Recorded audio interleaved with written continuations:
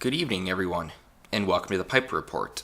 So, the regressive left, the radical left, the alt-left, the postmodernist, the neo-Marxist, social Marxist, whatever you want to call them, they are once more ruining their battle.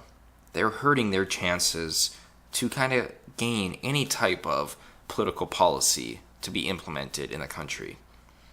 You are reading the title of this correctly.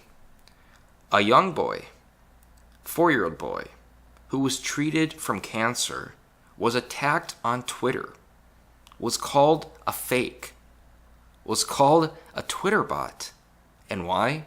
Because he was at St. Jude's Hospital and Eric Trump donated over $16 million to St. Jude, and right away they think it's fake. They attack him for it. They attack a young boy that has cancer because he thanked the president's son for donating $16 million. Have they lost their mind? Like, truly. If there is anyone that listens to this video, can you explain to me in the comments, how is this justified?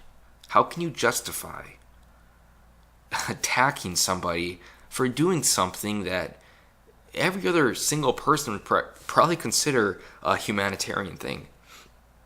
I wonder what would have happened, just for the sake of argument, if during the Obama administration, if we found out that one of Obama's family members donated $16 million to a child with cancer. He might even win a Nobel Peace Prize again for that. He'll be praised as a hero, as a true leader. But when it's Eric Trump, Donald Trump's son, then it's bad. Then it's really bad.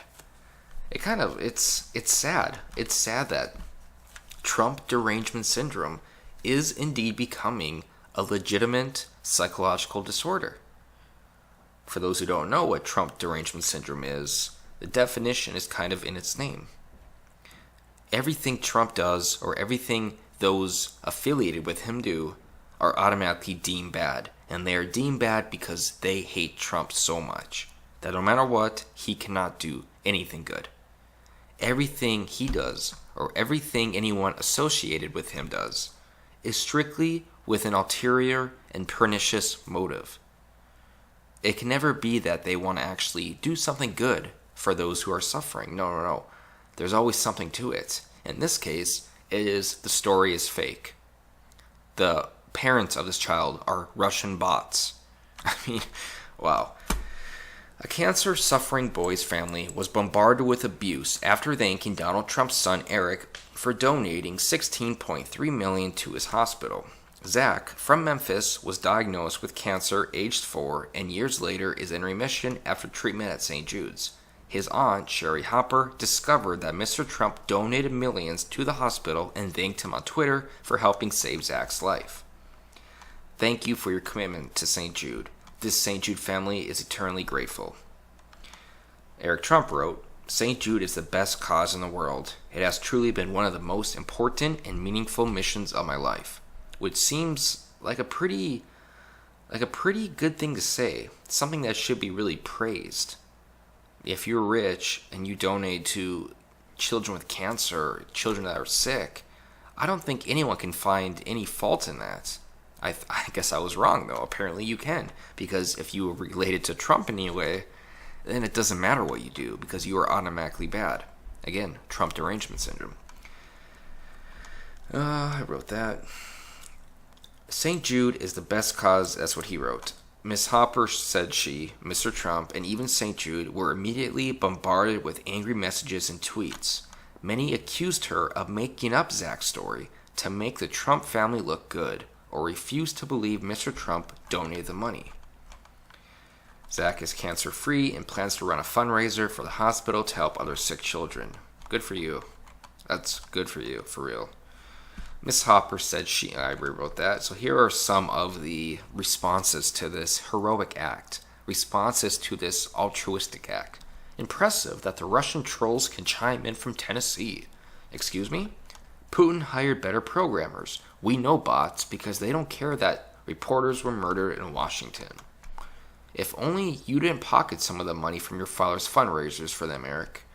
And easy to steal from, too. Am I right, Eric? One of One even accused her of being a Russian bot, spreading misinformation, and others allege Mr. Trump stole money from his foundation.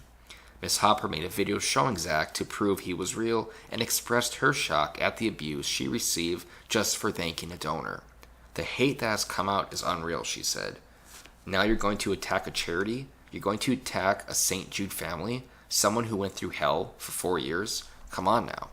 They have no boundaries, no conscience. They will just hide behind a keyboard, and it's just okay to be nasty and hateful to people. Well, it's not. We already went through hell. We don't need you. We don't need this. Mr. Trump also commented on the abuse they received, adding, sadly, nothing is off limits for some. And that's true. That's what it comes down to. What I see from the left, there are some on the right that do it too, but for the most part, this is strictly delegated to those on the left, is that their attitude is do as I say, not as I do. Their attitude is always based on emotion, that they can never see something from an objective standpoint. It's always bad. If someone on the right does it, it's bad. We see this happening right now with Judge Kavanaugh being chosen. I was watching on C-SPAN earlier. A lot of these prominent Democratic senators were giving speeches outside, and the way they were talking, it made it seem like it was the end of the world. Chuck Schumer somehow brought up the topic of Russia. I don't know where that came from. Talking about a judge and his background, and the topic of Russia gets brought up. He can't help himself. Kamala Harris, no different. So many people were weighing in on Judge Kavanaugh, saying that he is the worst person ever. We see comments on Twitter where people say that nominating Judge Kavanaugh could very well lead to a dictatorship in America, to a totalitarian regime. It's the complete opposite. Complete opposite. Do you know how you start a totalitarian regime? You don't have a Supreme Court at all. But yeah, Trump derangement syndrome is just insane. You kind of feel bad for this family because they seem like good, honest people. It's not easy having someone sick with cancer. It's not easy at all. Bad things happen. Bad things happen to good people all the time. People get cancer, and it sucks. It sucks. But those that do have it, and those that have family members that have it, and they make it through, and they deal with it, they should not be attacked like this. They should not be called Russian bots. They should not denigrate Eric Trump, saying that he stole the money for them. It's funny because a lot of these same people are the same people that are also saying that the U.S. should be open borders, that the U.S. should not detain children away from families, that the U.S. should just let anyone they want in, or anyone who wants to come in. Those same people are attacking this situation.